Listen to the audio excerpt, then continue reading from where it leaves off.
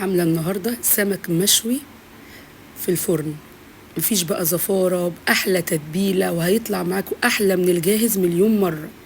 سمك ما شاء الله تحفة، والتتبيلة خطيرة، وطعمه مفيش أحلى من كده. هنعمله النهاردة بتتبيلة سهلة وبسيطة، ومش هنبهدل الدنيا. وصفة النهاردة مفيش أحلى ولا أطعم من كده. سمي الله كده ونصلي على الرسول ونشوف عملنا ايه. واتمنى بقى لو الوصفة عجبتكم اوعوا تنسوا لايك وشير واشتراك في القناة.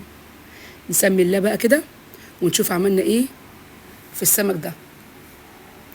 اول حاجة هنا بجيب التتبيلة، بعمل التتبيلة عبارة عن ايه؟ ليمونتين 3 معصورين، تمام؟ ليمونتين 3 معصورين، وعليهم حوالي نص راس توم مفرومة، نص راس توم مفرومة. وده فلفل احمر كانت عيناه في الفريزر، حوالي قرن فلفل احمر مش حامي طبعا حسب الرغبة.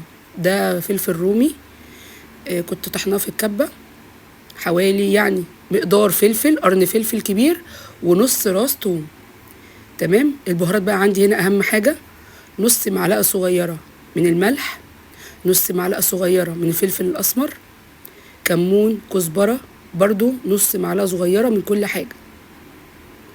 وعندي هنا حبة بابريكا صغيرين، وحبة كاري صغيرين، يعني على طرف المعلقة كده، هيدي طعم ولون حلو قوي.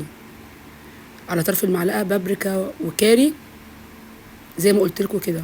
وحبة خل برضو صغيرين كده، وحبة خل، وحبة زيت. دي حبة كزبرة ناشفة. هكتب لكم تحت البهارات اللي انا حطيتها في التتبيلة، تمام. بحط حبة زيت، يعني حوالي معلقتين زيت. ده كمون، نص معلقة صغيرة من الكمون، معلقتين كبار من الخل. وقلب بقى التتبيلة التحفة دي. دي التتبيلة كده الأولانية، دول معلقتين الزيت اللي قلت لكم عليهم. دي أول تتبيلة كده للسمك. طبعا السمك عندي أنا جايبة السمك المكريل، تمام، فتحاه من الظهر، غسلاه كويس قوي، وسبته كده لغاية ما يتصفى، وجبته على صاج، حطيت تحتيه ورق فويل زي ما انتوا شايفين كده، غسلاه كويس قوي، وبنشفه بمناديل المطبخ عشان لو في اي ميه كده او كده بتبقى السمكيه معايا نظيفه ما شاء الله، تمام. بنفتحه من سلسله الظهر بالمقص، سهل جدا في تنظيفه، مفيش اسهل من كده. واجيب ورق الفويل على قد مقاس السمكيه، وببرمها كده وبلفها حواليها. طبعا الصاج اللي تفضلوه، جبت الصاج ده ورصيت في قلبيه كده السمك، تمام. بجيب هنا عندي بقى التتبيله اللي انا عملتها الاولانيه.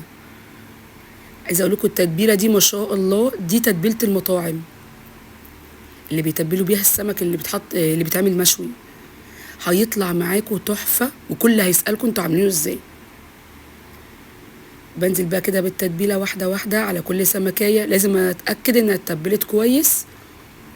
وطبعا لما بتبلهم بسيبهم على الاقل يعني ربع ساعه، نص ساعه.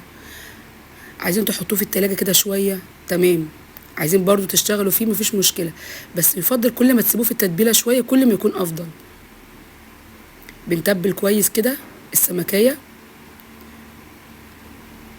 تمام. انا كنت بقى محضره التتبيله التانية بقى. التتبيله التانية دي سهله جدا: طماطم مقطعاها، فلفل رومي، طبعا لو عندكم فلفل الوان مفيش مشكله، المتوفر عندكم. طماطم متقطعه مكعبات، هوريكم دلوقتي. حبه خضره بقى، بقدونس على شبت، كزبره على شبت، عودين من هنا وعودين من هنا، حاجه بسيطه كده يعني. بكون محضره الحاجات دي كده كويس، وغسلاها وركناها كده. بتبل السمك كويس بالتتبيله دي، وبركنه بقى شويه. بكون بقى محضره الفرن على درجه حراره 220. هو كده كده ما بياخدش وقت اصلا في الفرن، تمام. بس بسخن الفرن قبليها مثلا بربع ساعه.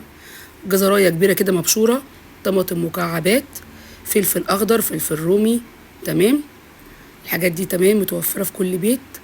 وطبعا عودين من الشبت والكزبره مقطعهم برضو كده صغيره كده. هبهر بقى الخضار ده، هبهره حبه نقطتين من الزيت، نقطتين من الخل، تمام. حبه ملح وحبه فلفل صغيرين، حبه بهارات صغيره كده من على الوش.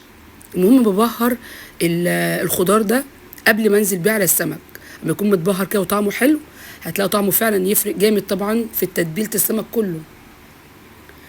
ببهر بقى كده الخضار زي ما انتوا شايفين كده. طبعا الفرن زي ما قلت لكم لازم نحضره قبليها بربع ساعه.